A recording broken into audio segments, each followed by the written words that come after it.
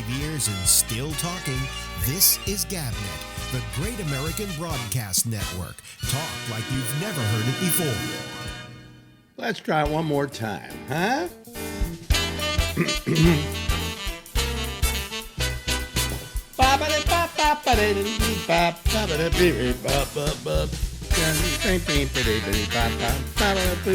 Live from Harlem in New York. Hey, listen, everybody. We were having all kinds of miseries, and we had to restart the show yet one more time. And here I am, and now we're going to try and do a program. Let me do one last thing. This is just something I have to do because I don't like the... every time I have to reboot the machine, the picture that I get here is brighter than it should be, and I don't want it to be brighter than it should be. Okay, so then I go here, down here, and I do that, and you'll see me. See that? Isn't that fun? Well, that will just be there for a second until I do this, and there we go with that. And then I go over to advanced, and I turn my color down, my brightness down to like a 37, and I turn off the autofocus, and we're fine. And now we are also online, and I want to make sure here. But we're online, and everybody can start calling me again if they do even want to call me again. But they'll be able to hear me now because it's working. Kathleen, Jeff, Josh, Phil, where are you? Okay, time for you to give me a call. Let me know what's happening here. Okay. Come on, we want to hear from you because now my Skype is working. All right? Jeez almighty. Yeah. Well, I guess I can, what happened was we had a lot of problems here. They could not hear me. And so I had to reboot the whole machine, and that seemed to clean the problem up. But now they're not calling me. Oh, wait a minute. For all the people who are listening to us online, we just restarted the show. Okay, there we go. Okay. All right. Do this. Are you there? Can you hear me? I can. Yay! Oh boy. If it isn't one thing, it's fucking another. Here comes Phil. Okay, we got Phil coming. All right, Phil. Come on, Phil. All right. For those people listening to the audio version of the show at a later time, you're going to find that you're just going to come in on the middle of the show or something like that, But a lot of you just watch the video. Hi there, Josh. How are you? Jeff should be calling soon. Hello. Yep. Jeff should be calling. And you know what it was? I had to reboot the machine.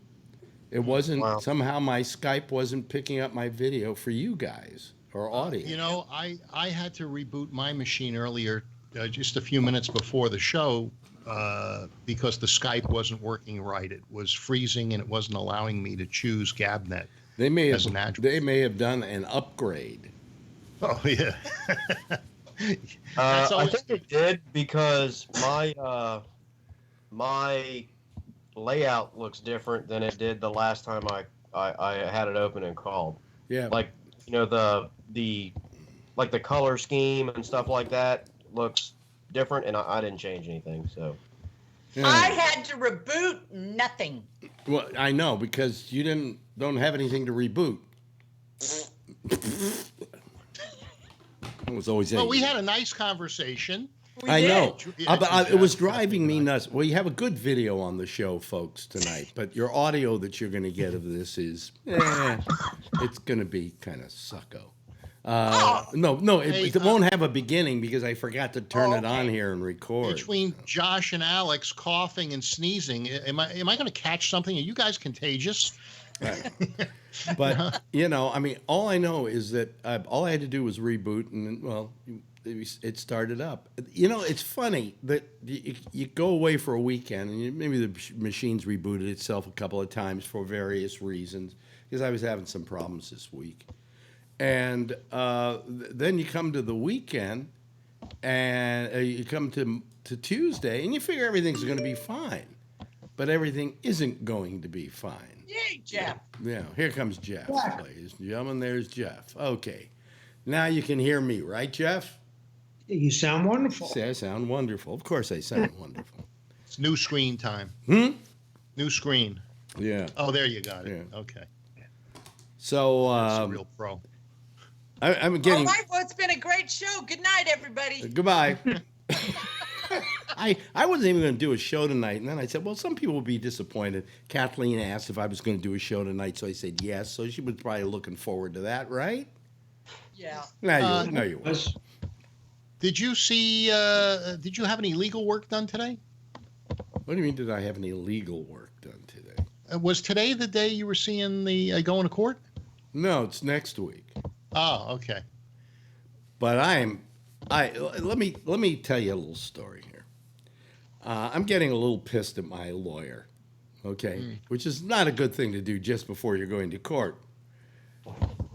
But all of a sudden today he writes us and he says, "Could you go down to Varick and Houston Street to the the voter people, whatever they call them, the election board of elections, and get a certified thing of your vote that where you vote, right?"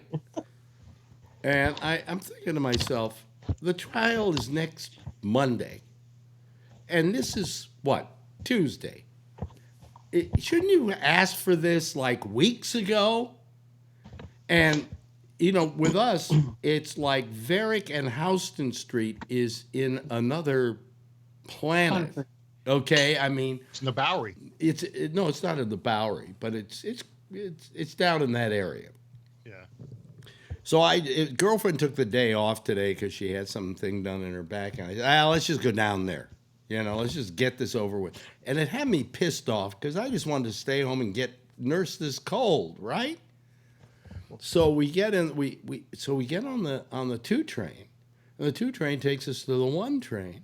And the 1 train takes us to Houston, and we get out, and it's Varick and Houston Street. How easy was that? Mm-hmm. And then we go up to the voter's place, and it's empty. The only people there are the people who work there. And we walk up to the guy and we tell him, "Hey, we need to get something about our voting record." He says, "Oh yeah, because you need a certified record of that for some court case you're in, right?" And Take the number and wait. Oh, my yeah, God. and they said, "We'll be with you in a second." 5 minutes later, they come back. They got it all certified. We leave. We're home within an hour. But it just pissed me off that the lawyer waited till today. Maybe you just figured that would be a good thing at the last minute. Yeah. Just thank you. I just wanted to make sure you were interested. I had to do something the other day for him. I had to go down here to 125th and Adam Clayton Powell to the big government building there, the Adam Clayton Powell building, to get some certified records of the rental history of this apartment house. Can you bill them back for your time? I wish I could. Yeah. I wish I fucking could. Next Tuesday, you'll get a bill in the mail for $375 for the time it took him to send you the email to tell you to go get that. Oh shit. yeah, he'll probably send us a bill for that. And then he wants to have a 2-hour meeting with us at the end of this week to go over this stuff before we go in there. And quite frankly, I'm so out of it. I just don't even know if I can testify. I'm just pissed. Don't give up. You're on the last stretch. Yeah. Yeah, but this is getting to be the expensive stretch. Okay. Yeah. Trials are not cheap. What pisses me off, although I do probably have some kind of recourse, is that to be honest with you, we did nothing wrong. The only thing we did wrong was rent an apartment from somebody who was unscrupulous. Okay? Basically, that was it. And all we wanted was a nice place to live, and this was a nice place to live. And Jeff's been here. He'll agree it's a nice place to live, And I just really pissed by it, that we've had to put out all this money all this time, all this grief, for what? Not something we did not do. Yeah, but, nobody picks these things. It happens. You're just lucky that you were able to afford to get the justice and, and possibly wind up. Wait a minute. We haven't gotten the justice yet. We don't know what this goddamn judge is going to say, or how he's going to come out on this. So, for all we know, these things could go any way. I mean, if everything is right, we are on the side of the right. Okay. I mean, all previous judges have said, "Oh, listen, the Schwarzman Millers have no, they're innocents in this whole thing." Yeah, but we don't know if this judge is going to feel the same way. Is this the hanging judge? Who knows? I don't know. So anyway, that was the irritable news today. The good news is I'm trying to clear my throat. Excuse me, folks. We guessed. I sound like an old man, don't I? Join the club. I got the oncologist that I was trying to get. I have an appointment on the 16th. Rudy's oncologist. Rudy's oncologist. This is the guy that saved Rudy Giuliani's life a few years back by putting seeds in his prostate. And the problem was he had marigolds come out of it. Well, the question is going to be how long I'm going to go with this guy before I say, "You did Rudy, didn't you?" I know you did Rudy. And then, thanks. Yeah, he lived. Thanks. Thanks for doing Rudy. But no, he lived. He survived 20 years past the seeds being implanted. So I figure the guy's okay. Yeah. And I'm just waiting for all kinds of bad news because I get bad news all the time these days. So be nice. So to you get got it under control. I mean, you're doing something about it. You know what it is, and you're not falling apart. Oh, really? You are falling apart. I am falling apart with this cold. You're not going crazy. Yeah, but it's funny when I tell people I have cancer now. They have a weird kind of reaction to it. Yeah. Fungus. Huh? Yeah, like I got the cooties. Yeah. Well, you had cancer, right, Kathleen? You had breast cancer. Yep. Did you find that was the same thing when you told somebody you had cancer? All of a sudden they were like, I pretty much didn't tell anybody. The only people I told was when I was at UPS was, my manager, and he kept it under wraps, and HR, and they kept it under wraps. Yeah. How frightening was that experience for you? It was pretty frightening because my dad died at 37 from a brain tumor. Mm-hmm. And cancer runs rampant in my family. When I had my son, I had his cord blood saved, just in case something happens with either he or I.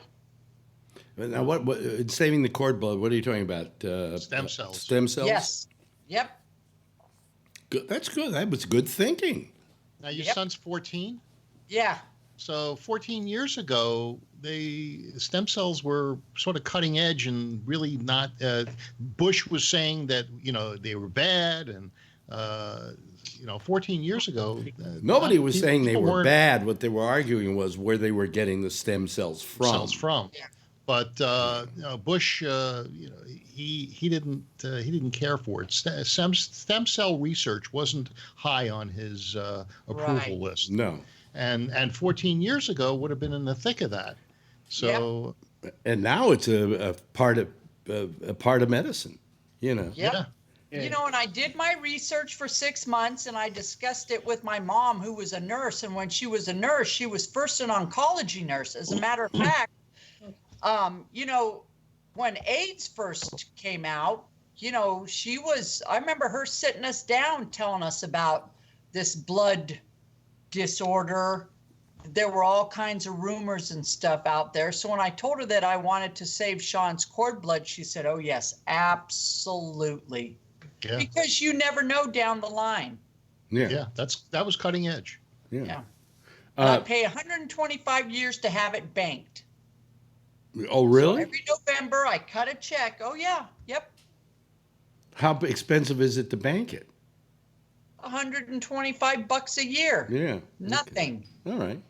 All right. Yeah, did you hear about those cryogenics places that were storing all sorts of things? And I think the stuff melted, the sperm melted, and I think it was a sperm bank where the sperm melted. It was a cryogenic sperm bank. Yeah. Here comes Jeff. Well, not Jeff. Jeff's I mean Kevin. Kevin. Kevin, I'm losing it. I'm an old man now. You know. Hey, how about that Biden malarkey tour? Well, wait a minute. We'll get to that in a second. Let's take one thing at a time. All right. Well, don't drive us into a ditch this early. Well, no, it was the Get Off My Lawn tour. Yeah. But the one thing, and Kathleen, that you don't know about her, is that she's a Halstead. And now that may not mean anything to you, but if you live in Chicago and you're listening to us in Chicago, there's a Halstead Avenue or Boulevard or Halstead Street runs right down the heart of Chicago, and it's actually named after Caleb Halstead and possibly, I'm not too sure, it might be William Halstead, and they were bankers. Oh, I thought it was named after your relative, who's very famous. William Stewart Halstead was actually tell him what he can. Give them a hint and let them see if they can guess what he invented. What he introduced into surgery is what all surgeons wear now on their hands. Well, that's an off. You could shoot a goddamn mask. Huh? No, rubber gloves. He introduced rubber gloves into surgery. He also did the first gallbladder surgery on his mom in his sister's kitchen. The mastectomy. Actually, it wasn't as much an operation as he got mad at his mother and went at her with a kitchen knife. He did experimentation with cocaine and dentistry. Of course, ended up addicted to it, and then and addicted to morphine the whole time he was a surgeon. Yeah. He could have been in radio and get the same thing. My mom got teased when she was going to nursing school. She got teased a lot about him. Really? The Kingston Mines Blues Bar is on Halstead in Chicago. It's a great blues bar. Yep. I spent the night there one time. It's the longest, straightest street in the United States. I spent the night there one time. Oh, it was ugly leaving. I bet. The only time I was in Chicago was in the airport. But I understood that Michigan Avenue ran the longest. Yeah, and I got lost on South Michigan Avenue. Yeah. A white tourist in a car with a map. Not good. Nope. Now, South Michigan Avenue, is that in Ohio? I started running red lights so I would get pulled over. And then I realized, it was the old Comiskey Park, and I realized that's where it was, and I started heading for that because I knew the freeway was right by it. Yep. Yeah. And I just started dodging hookers and hoping I was going to get pulled over. And then I saw the freeway and said, okay, I know where I'm at now. Yeah, I pulled over at one stoplight to look at a map, and that's a mistake, especially in a rental car. They started cleaning your windows? Oh, no. It was 2 o'clock, 2:30 in the morning. And there's kids out there in diapers on the street corners, burned out buildings, and kids playing basketball. And I'm going, I am in the wrong part of town. Yeah. You ever been to the South Bronx in the 70s? No. But that was enough of an experience for me. When I told people at the plant when I went the next morning down to the plant, they said, "What? You're on South Michigan, and you're here?" I understand it goes on forever. Oh yeah, it does. And if the reason I was there is because I was looking for the sign to get me back to the freeway, and I was following it along, and I guess there was a bus parked in front of the sign where I was supposed to turn, and I kept going straight. Oh damn. Yeah. Got thrown under the bus.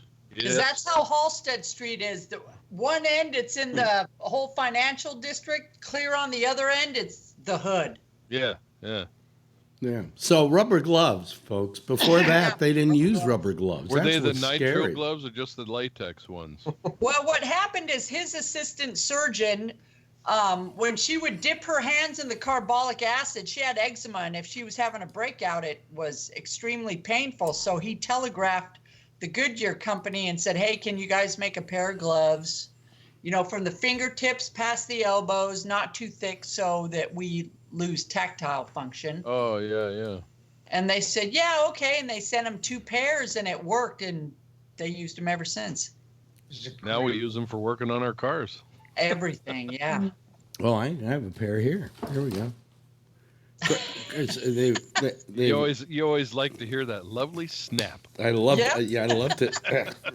And bend over. It's a condom for your hand. We're going in. You know something? I can't put these. We're going in. Doctors put these on pretty easy. I have problems putting them on. Of Blow course, some air into it first, Yeah. like a balloon, and then it'll be easier to. Then they got the powder free and the non-powder free, and Yep. powder frees are easier to get on, but they suck. Yeah. It won't be snot free in a second. Yeah. No, it's like this is the part of the cold that is The worst. well. It has a lot. It gives a lot. Yeah. It gives a lot of snot. I get my laryngitis, and but it's not the part of the cold where you really feel bad in the head, Puny? Yeah. puny. So I guess I'll be better in the next couple of days. But gee, did I have to go through this? And then I come in and I'm sick, and I figure I don't want to do a show tonight because I'm sick, but I'll do a show anyway. And I come in and the thing fucks up on me. I mean, give me a fucking break. Cut me some slack. Well, at least you're able to fix it. It's not what you think it is. Yeah, it's You not might what I think it's think great, it is. but it's not. I got that. So 70s. So anyway, People think it's funny. yeah, but it's I'm a little less, Phil. I'm a little less bothered by this whole cancer thing than I was, because at least I know what it is and what we got to do. Yeah, it's the cards you get dealt, Yeah. and I'm you just afraid the you doctor. deal with it. I'm afraid the doctor's going to say, "Oh no, you've got because I'm in the medium risk risk category, but I had a couple of those little hot spots. Didn't go into an 8 or anything like that, but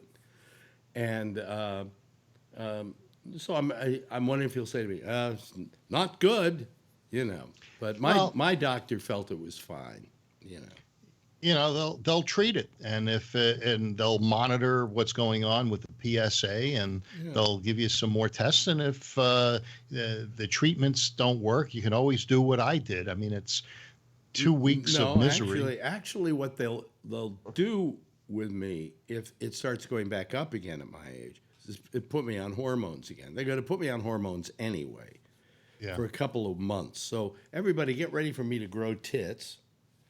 And be moody and cry a lot. Might get hair. And what's the other thing happens? Oh yeah, I'll gain some weight. I gain about average of 9 pounds. Can I ask you on your first date? Yes, sure. Sure. In fact, you can grab my pussy. Because it also shrinks. It shrinks the penis. So it'll invert itself. And they didn't even have to give me hormones for that. I was thinking about it tonight, and I was thinking, that penis gave me many, many serviceable years. I had a lot of fun with that penis.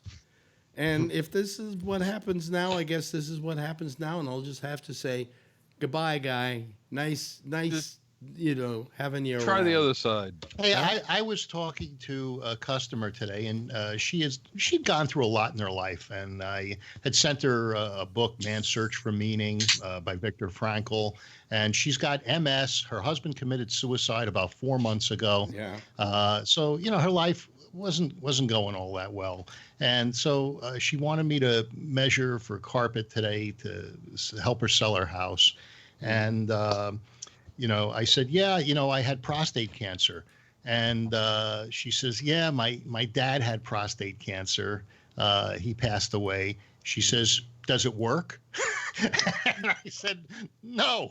She says, well, it's not so bad. You're alive. Well, the hope is, though, in your case, that it might start, after a certain amount of there's time. a possibility that the nerves will reattach. Yeah. Should have asked her to try. Yeah, really. Yeah, but you know what? At least you're alive and well. Yeah, and that's what she said. And it's Yeah. true. But when I first found out that I had cancer, I really just put it in a box and ignored it. And it was Renee Collins that kept yelling at me, do something about it, do something about it. Yeah. And it was like a little voice in the back of my head, Renee, don't wait, do something. Yeah. So I had it ripped out. Thank you, Renee. Yeah. Yeah. Well, I think, I've said to you that I think you may have made the wrong decision, that there were a lot of other possibilities. I killed two birds with one stone. My prostate was so large that I wasn't getting a decent night's sleep. I was, up every hour. And I just said, you know what? If I get rid of the prostate, I don't have an enlarged prostate and I don't have cancer. So I figured two birds, one stone. And that's what weighed in mostly was this terrible quality of sleep. And I was tired and I just, I wanted it out. Yeah. Yeah. Well, I mean, it's good that you got it out. That you're happy. Really, it's quality of life. Well, you're happy You don't with want the that decision. crap in you. You just want to get it out. Yeah, I guess, I just wanted to sleep. Yeah. Yeah. Without getting up 10 times a night. Well, they could have done something to shrink the prostate. I tried. There's two things they give you: finasteride and what's the other one? Well, Flomax. Flomax doesn't shrink the prostate. The No, but finasteride they give you does. I didn't like. I felt like I had side effects. I don't know exactly what it was anymore. Well, I guess can't what the remember. side effects of no prostate are. Yeah. I mean, come on. But the sheets stay clean. You're right. You're right. They do. And how many years ago was this? For me? Yeah. Less than last 2. year? Was it Yeah. last year? Yeah, I think it was last year. Yeah. Yeah. So You're totally cancer free? at the moment, yeah. Nice. Yeah. Yeah. I mean, Y'all are making me nervous. I got to go do this next week. it probably was localized, is what the whole thing was. Oh yeah, I had something on one side. They said that it didn't. The tumor didn't rupture. Yeah. And it didn't rupture. Well, when I they don't even removed have it. I don't even have tumors. You got something. Well, you got something growing. I mean, No, my tumor must have been there are cancer cells in my prostate, but there are no tumors. He could not feel any tumors. He can't see any tumors. But as the cancer cells duplicate, eventually they will become a tumor. Perhaps Yeah. at that point. But right now they Takes don't. time. Although one of the cores was like 4.3, another one was a 4.3. 4.3 is higher than you want, but it's not. No, it's still within the medium range. So. Let me see here. Where are my cough drops? Yeah, because they told me I was a 3.3 when they did the biopsy. Yeah. But when they actually biopsied the prostate after they removed it, they said I was a 4.3.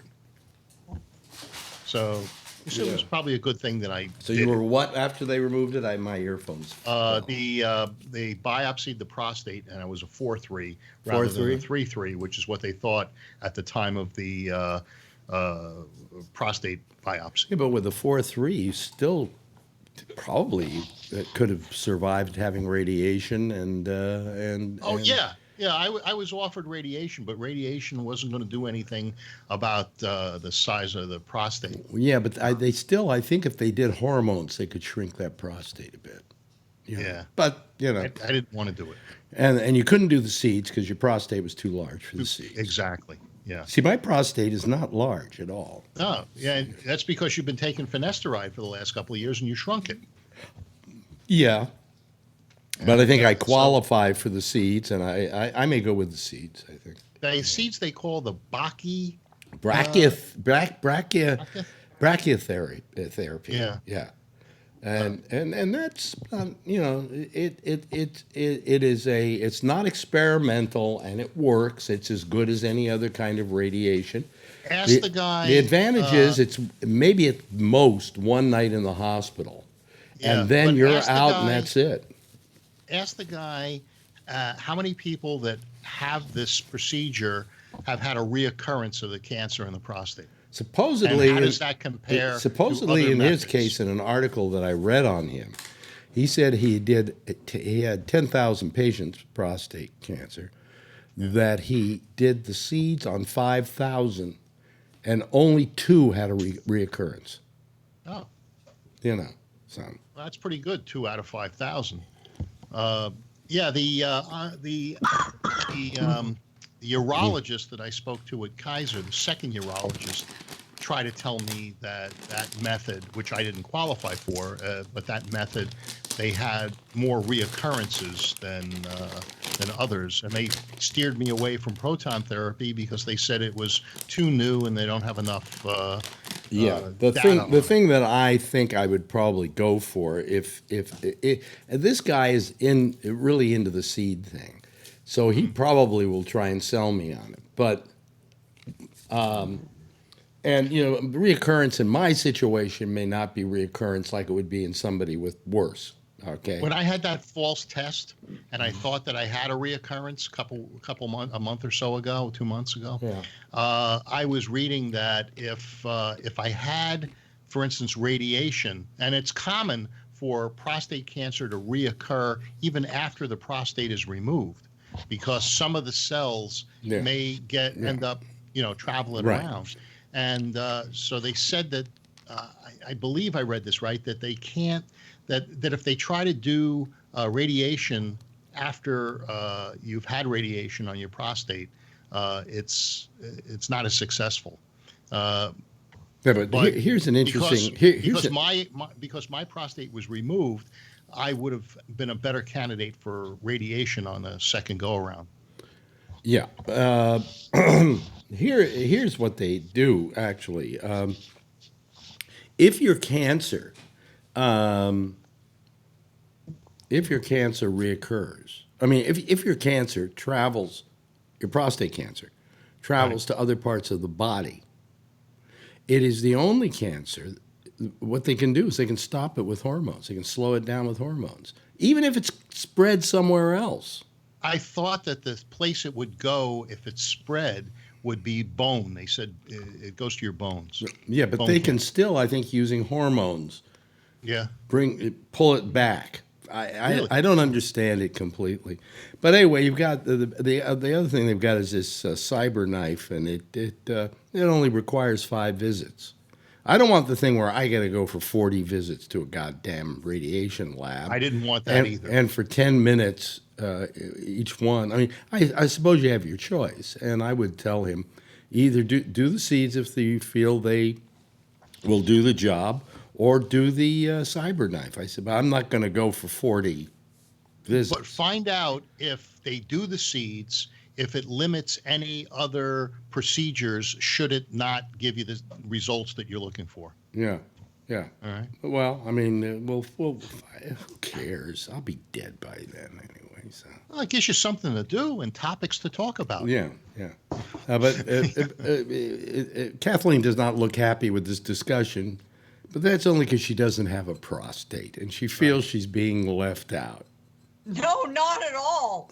Yeah. So no. Phil's may be in a jar somewhere. I was worried when I found out you had prostate cancer, but you put me at ease. Yeah. Because if it had been 20 years ago or 30 years ago, it would have been far worse. Oh, and if I were younger, Yeah, exactly. If I were younger people, if they Phil got prostate cancer in his 60s, and you get it in your 60s, and it can be a problem. It can be aggressive. I have a friend that on the night that he was supposed to be on Ben Stein's Money, he was told that he had prostate cancer. And this was like 20 some odd years ago. And he was a total wreck. And so he had gotten through all of the things, and they had the filming, and he couldn't answer a question to save his life. But a very smart guy, and he did get through all the preliminary things. But that night or that day, he gets the call. He's got prostate cancer, and he was completely whacked out. Is he still around? Yeah. See? Yeah. What do they do? Remove the prostate? I guess. I think he had radiation. Really? I hadn't talked to him a lot about it. If you catch it at the right time, it is the most curable of all the cancers. In fact, I looked up what's the most curable cancer. Number 1, breast cancer. Okay. Number 2, prostate cancer. So, if you catch it in time, but that's true with anything. Yeah. Well, enough of that. We've gone down to 19 people watching us, and who knows, we lost a lot of them anyway. Earlier. They're all getting a prostate exam right now. Yeah. What were you going to say about... Someone's donning rubber gloves. Biden's malarkey tour? Is this man a fucking idiot? Yeah, I think he should have called it the Get Off My Lawn tour. Yeah, he's not doing too well. And Kamala Harris. Kamala. Yeah. Kamala. Yeah. Yeah, I liked her. I think she's going to be a force in the years to come. She certainly is doing a good job as a senator, and maybe she's better off there than she is out on the road fighting for a job that is useless. Yeah. But her ratings had dropped to the point where nationally she was behind. She was behind just about everybody. She was behind Bloomberg. Bloomberg, that's it. Yeah. What had happened is she ran out of money. Yeah. And she knew she couldn't fight the Bloomberg money. And what we're saying now, and this is why I don't like Bloomberg, because what he's saying to the rest of the country is, see, billionaires have enough money to run for president, right? Well, yeah, but he thinks a lot of himself, especially when he was mayor. He's part of the nanny state. Don't drink large sugary drinks. Well, I know you don't drink large sugary drinks, and but it should be up to the individual. It shouldn't be regulated. Well, the thing was he wanted to ban all sodas, even diet sodas, and he wants to ban everything. Yeah, guns. Well, he was. I don't know. I think he did a couple of things that were I didn't approve of, but I wouldn't vote for him for president. I mean, I would if he was on the candidate. I'd have to, but I don't think that he's my guy. I'll tell you, every day in every way, Buttigieg is looking better and better. You just don't. He just doesn't have a track record, so you don't. Well, neither did. How much of a track record did Donald Trump have? Well, you don't like Donald Trump. No, but how much of a track record did he have? Well, then I rest my case. Yeah. If you don't like Trump, but you like Buttigieg because he doesn't have a track record, when you I didn't say that I didn't like. I didn't say that I didn't like Trump because he didn't have a track record. I didn't like Trump because he's the most onerous human being on the planet. He's a disgusting, vile creature. Okay? I'm sorry, Phil just lost his lunch. Josh, what do you think? What's your thinking of Buttigieg right now? I'm not a fan of his. This is my Donald Trump. Oh my God. Is that a cap made for the size of that monkey? No. Oh, it's made for the size of your head. Monkey. Yeah. Anyway, Josh, put him away. It's distracting us. Josh, what do you think of Buttigieg? I'm not a fan of Buttigieg. I wouldn't vote for him. Why are you not a fan? Well, I mean, a couple reasons.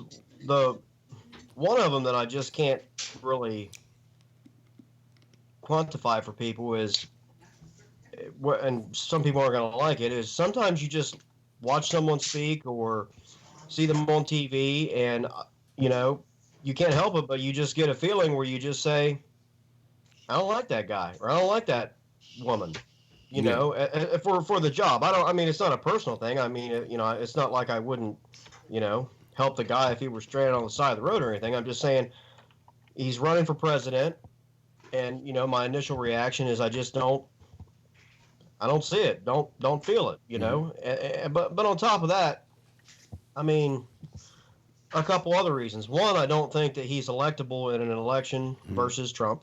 Yeah. I really don't. Two, I'm just not one of these people that thinks that the way to, shake up Washington is to send someone there that's never been there before. I'm sorry, I just don't believe that. I know that a lot of Americans have something against professional politicians. I am in the probably extreme minority, and that I do not. I think professional politicians founded this nation and framed this nation, and I think they did a fine job. Well, I agree with you, though, Josh, because I've said to people, I mean, if you're going to have somebody come in and fix your plumbing, you're not going to get an amateur. You want somebody who can fix the plumbing. And while we find the job somewhat onerous and the way they do their business somewhat onerous, the fact of the matter is that when push comes to shove, if you're going to get somebody to go to Washington to represent you, you want somebody who knows how to do it. Yeah, and I think that he's a little bit, and this is coming from someone who I think is probably the same age as him, I think he's a little bit too young. I mean, he's qualified as far as the constitutional requirement. So I think, that's fine. I mean, he's allowed to run. I'm not saying he can't. Let me ask you this. In my opinion, okay. If he were the same age and he had been a congressman for the last 8 or 9 years or something, I would look at it a little bit different. But he's a 37-year-old, 38-year-old mayor from, fucking South Bend or what? I mean, I just don't see it. Isn't there a lot of crime in South Bend, and they're having a number of issues? Yeah, but I don't know that he's doing such a good job. No, how can you? No, you can't blame that. Are you talking about Elf on the Shelf? Who's that? Elf on the Shelf is Pete Buttigieg. That's her name for him. You can't blame that on him, Phil. I mean, you've got to blame the economics of the area. There are a lot of other reasons that kind of thing exists, But the point is that okay, so you don't like Buttigieg, but who of the pack do you like, or is there anybody? I mean, I've supported Biden from the beginning because I've believed from the beginning, one, that he's qualified to be president. I mean, he's probably the most qualified of the people running in terms of experience, right, and in terms of political abilities. And I also think he's the most qualified in terms of electability versus Donald Trump. Well, which will be the person that this nominee runs against. I mean, that's pretty settled. Yeah. Well, but here people don't believe that. That's fine. I understand that, but I do. Here's the thing. When you talk about experience, who of all the people running for president in the last 15, 20 years, 30 years, was the most experienced? General Haig. No, he didn't run for president. Well, yeah, he did. He ran in the primaries against. I'll tell you who was. Of course, nobody. I think the first George Bush was probably one of the most experienced people to ever run for the presidency of the United States. I got somebody better. Hillary Clinton. Yeah. I mean, Hillary has. Look at what she was. She was a Secretary of State. She was an ambassador. I mean, not an ambassador, but what do you call it, senator? I mean, you can go on and on with her. Her experience was very deep. They made her a senator that guy who retired in New York. Forget about it. She might have been made a senator, but nevertheless, she was a senator.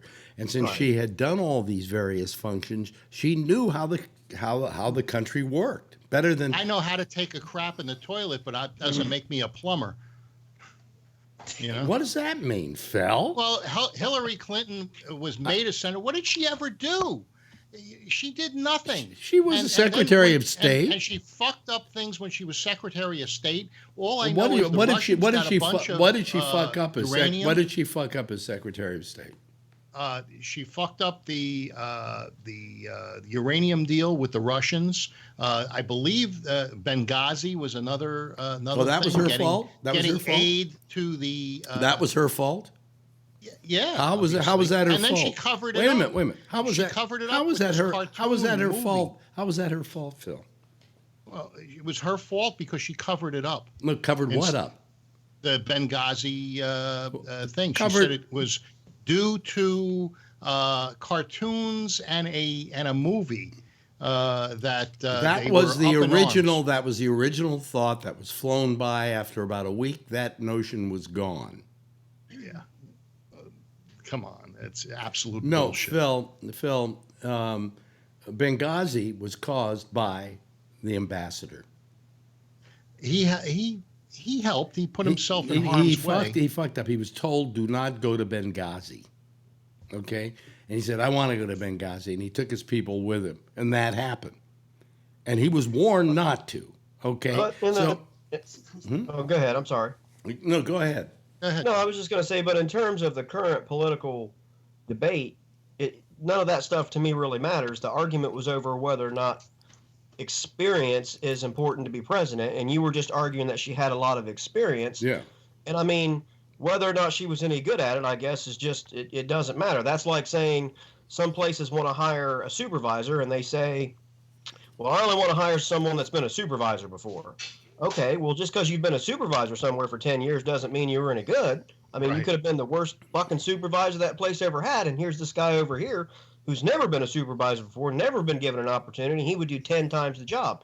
So it's a matter of philosophy. Some people say, I'll give anyone a chance, and some people say, no, I'll only hire people who have done the job before. You know, I mean, in the case of the Los Angeles Rams, if they would have said, oh, we're only going to hire someone who's been a head coach before, you know, Sean McVay would still be watching game film in some dark room somewhere, and they would have missed out on an NFC championship game and a Super Bowl. So that's a philosophical question that owners and managers and people make, and that's what the American people will have to decide. I mean, I just think that all the argument over this, you know, crap that happened 5, 8, 9, 10 years ago, whether she was any good at it doesn't matter because she's not running for president. Sometimes I wish some people in the Republican Party and in the Democrat Party would fucking maybe wake up and realize I'll tell you, she's not running for president. Who cares? I think Biden has a problem, and the problem has been caused by Donald Trump.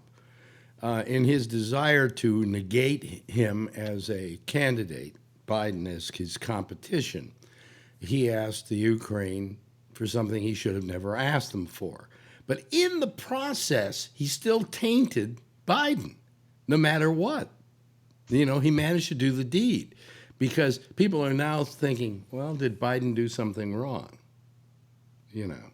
And I don't think particularly Biden did anything wrong. I think his son should have never taken that position. But I don't think Biden did anything wrong. But you're not going to convince the American public of that because it's now inculcated in their minds that Biden might have done something wrong, even though that was the only thing that Trump wanted to get in people's minds. And he's been successful at it, I think. And so therefore he is, don't say brilliant when you say Donald Trump, Phil. Well, that's what he did. Brilliant. And he'll take down the next one and the next one and the next one. Well, exactly. That's what he does. That's not what he did. That's what he does. Yeah. And he's good at it. But, you know, I don't think that Bernie is a good idea. And I don't think that Elizabeth Warren's a good idea. So who does that leave us with? I mean, I guess what I'm saying is maybe you can. I've been taking shit for this for months, but maybe some people can slowly start to see my process of elimination that went on in my brain when I decided who I would support. Could we for the Democratic easily assume nominee. here after this little discussion that maybe the Democrats have nobody? They got Well, Yang. I mean, It's pretty damn close. I Yeah. think that we are Wait, running pretty damn short. close to what, Kevin? I think we're pretty close to having nobody except Biden, really. Yeah. Yeah. You And got I think Yang. You got Yang. I could concede your point that in the overall realm of national politics, we are running short on good and decent people to run for these offices. We had fucking 24. We had 24 people at one point running. You would think there would be one in that batch. Yeah, one. Well, you know, and I mean nationally of both parties, by the way. So, but go ahead, Kevin. Yeah. is there still one that's going to pop in somewhere? That's what I'm wondering. Is there still somebody that's going to pop in out of at the last part of the race here in the next couple months? That's what I keep looking for.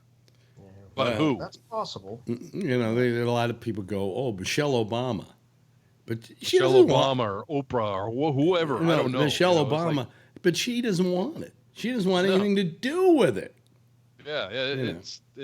Who could it be? How about you, Kathleen? Do you have anybody in this race that even interests you? So Nope. do you just feel we're in a lot of trouble? Yes, I do. I saw an interview with Andrew Yang, and what's his name? Ray Renati saw the same interview, and we both came away saying, Andrew Yang is a surprisingly intelligent guy. Maybe he's not the best at selling himself. Well, he's to the public. Here's his campaign. He is, but he's the same thing as Buttigieg. I don't think he's electable. Probably not. Andrew Yang, to begin with, I don't want your opinion on who should run because you'd want anybody to run who couldn't win.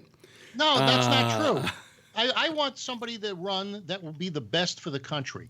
I think that Trump is the best for the country, but that doesn't mean that I would want someone else to run and lose. Well, can I sum up Yang? Can I sum up Yang's campaign so far in one little routine here?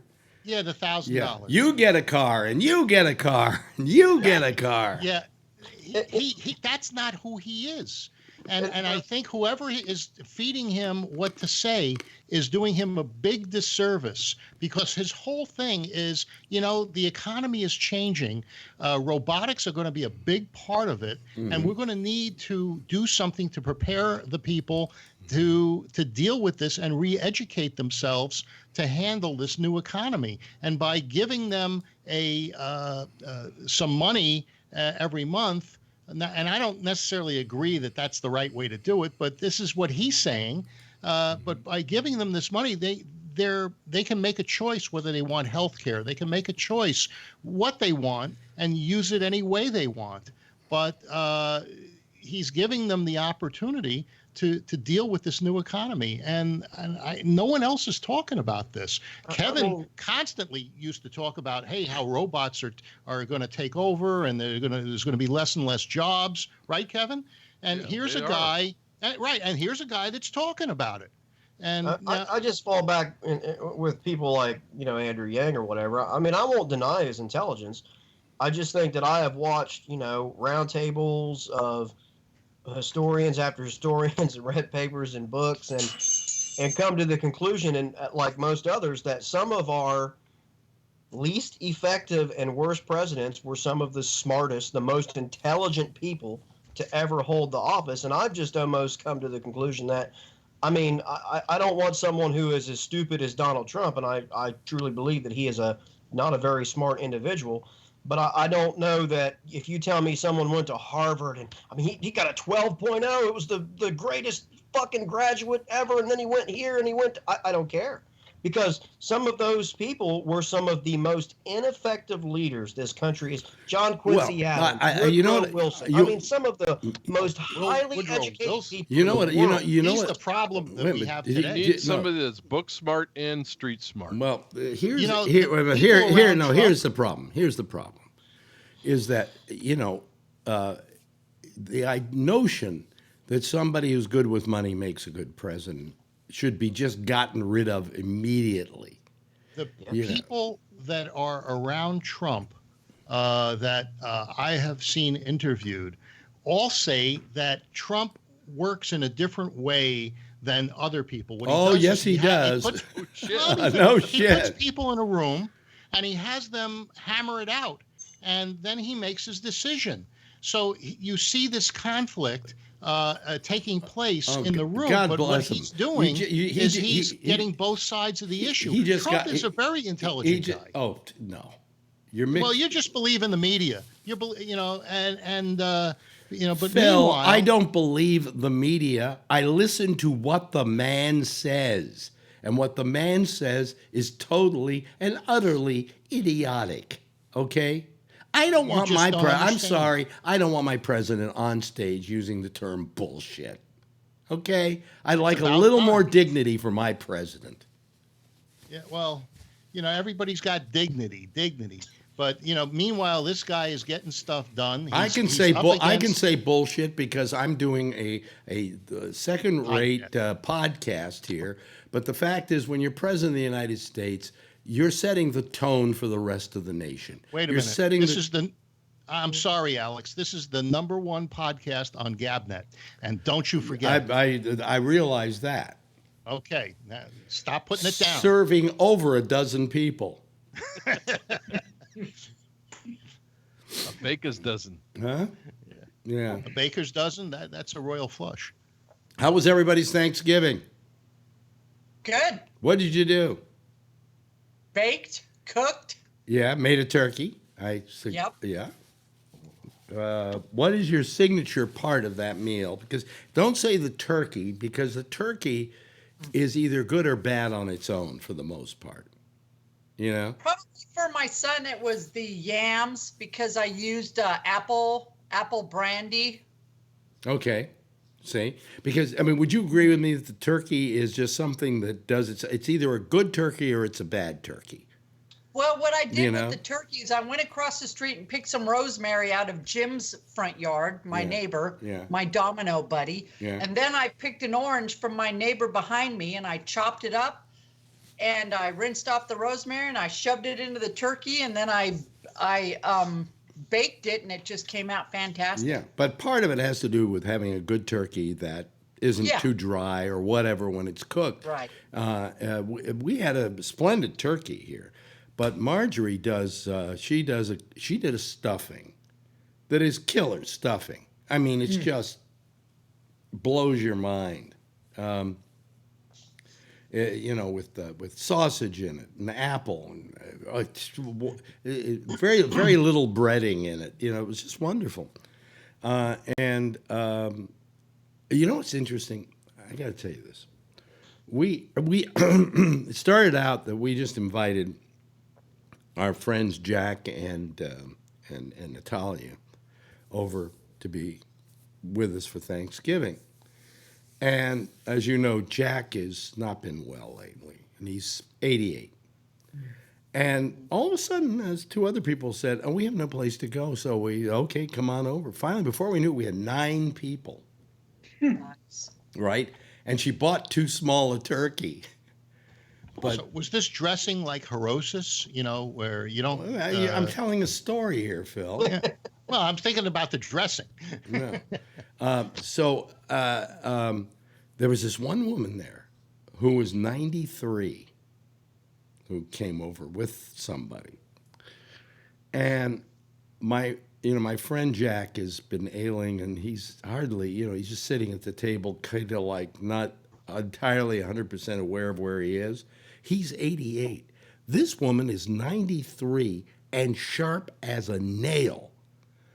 She was just one of the most amazing women I've met, especially at her age. And I just went, you never know the way the die is cast as to how you're going to age. And no two people, you would think if she was 93, she'd be in worse shape than Jack. No way. My mother is 91. Yeah. She doesn't take any pills. She still exercises. She acts. She does commercials. She does yoga and drives, unfortunately. And, she's amazing. You would think that she was late 70s, early 80s. But that was my treat at the Thanksgiving table. She was sitting next to me, and I went, "Oh boy, this is going to be a night of misery because it's going to be somebody going, what'd you say? What? No, I was holding this whole conversation with her, and and talking about politics, everything. Of course, we didn't talk politics at the table, even though everybody there was of the same bent.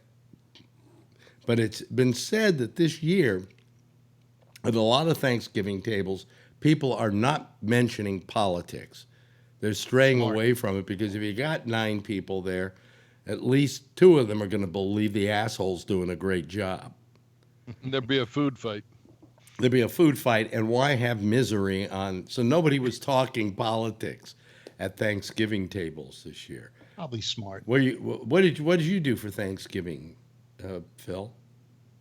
I went to. I didn't invite anybody over, and I didn't get invited anywhere. There's a reason for that, So I went to a Brazilian steakhouse, and it's a new one that just opened up in Walnut Creek. So our forefathers, when they had the first Thanksgiving, had a nice table full of Brazilian meat. And so I decided, I'd do an international thing. I'd support the Brazilians. The service was great. The salad bar was pretty good. I've been at Brazilian steakhouses, and the salad bar at those places are phenomenal. Somebody just wrote, Alex, please replace Phil with his mom. Fuck him. And then, but the meat, it was salty. And I don't think I'd go back. Yeah. I've been. There's a Brazilian steakhouse. In San Francisco. I don't even want to know then how you spent Thanksgiving, because you didn't spend Thanksgiving. You spent, I don't know, Brazilian Hanukkah or something. I don't know.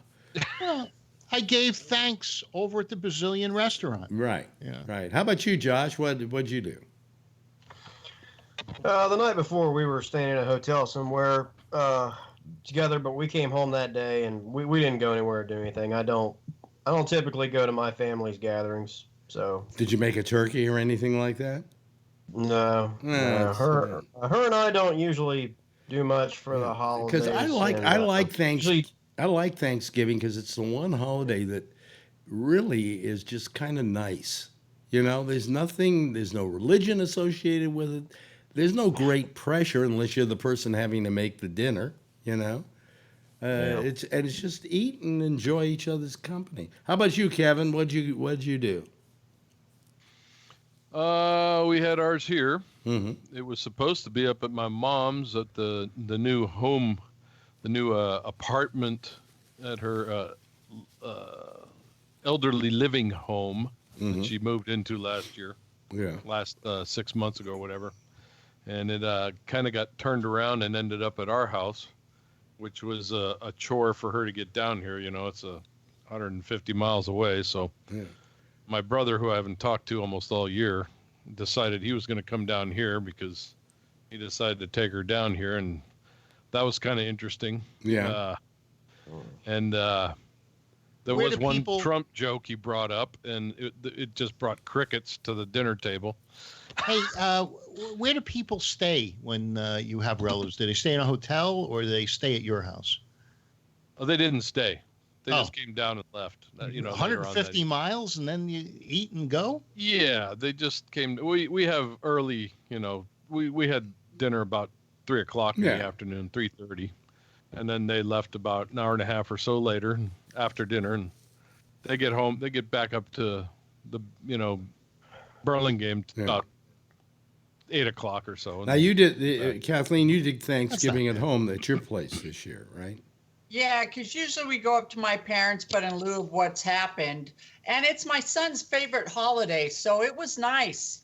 We just stayed home, and I cooked everything. We got a lot of invites to other people's places, but, I thanked them and basically said we just wanted to, stay home. And I built a fire, Did you have anybody else? Really nice Thanksgiving. Did you have anybody else over? No. Okay. What about your father? Your son's favorite holiday is Thanksgiving? Yeah. He despises Christmas because the whole thing's a lie. What about Halloween? You know? Nope. Nope. The devil's night as far as he's concerned. No, Easter's a bunch of bullshit. I really like her son. She's done a good job raising him because I believe, to me, Thanksgiving was always my favorite holiday. Yes. I hated Christmas because, to begin with, I was Jewish. And it was always like I couldn't even begin to start celebrating it. You know? Well, that's because you killed Christ. And you know, no, it was the Romans. Come on. If he comes, Jews. and if he comes, No, you They can did it. Pontius Pilate had all the power in his hands. The Jews shot Osiris. Here we go. My son's laughing his ass off. Don't get my mom started. Did he see the Warriors? The movie? No, but you know what? I'll have to show him because he'd really like it. yeah. All right, Alex was going around the table. No, we've already gone. Oh yeah. And then the problem is that Jeff is so quiet. Jeff. First of all, we had steak. No turkey. Brazilian? Nope. Then you didn't celebrate Thanksgiving. I guess.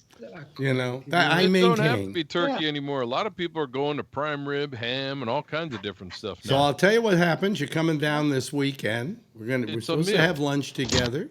But He's got Marjorie still has turkey and turkey soup, and we're going to force it down your throat. Oh my God. That's what I made yesterday because I was off. So I played Little House Not on the Prairie. I baked homemade bread and I made turkey soup. Well, she makes turkey soup, but she makes it in these kettles. Okay, she literally makes soup for an army, and then I've got to eat it all week long. Tina's That's been what I brewing did. one for the last 2 days now. Yes, yeah. And I don't mind it, but you could make it in slightly smaller batches because I'm sorry, I don't want to do like, I don't know, mushroom barley soup for 4 or 5 days. You know, it's good for maybe That's 2 like nights. work, 2 nights I obviously. can go for it. And she makes great soups. Or I think it was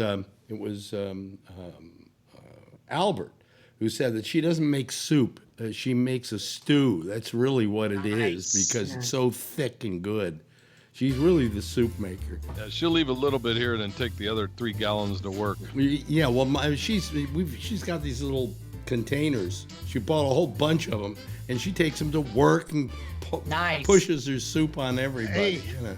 I got no Phil tomorrow. There's the banquet for the photography club. Oh, good. And then is the photography club off for the year?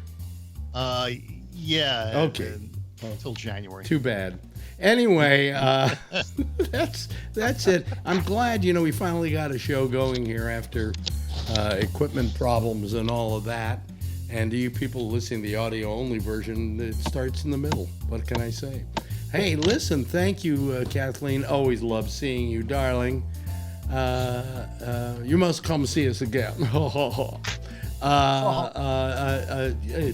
Jeff Stein, thank you, Phil, thank you to Kevin, and thanks to, of course, Mr.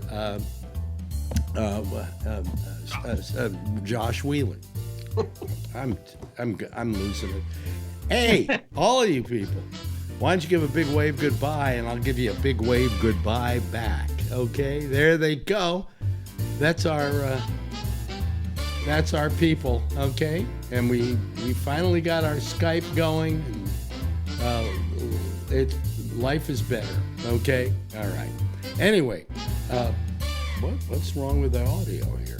We're having audio problems? Okay, anyway, we've got to go. The show next is the Intersection with Jack Bishop. We'll see you again tomorrow night at 10 o'clock. Same time. Same station in life. In the meantime, if you see her, tell her I love her, okay? Bye-bye, everybody.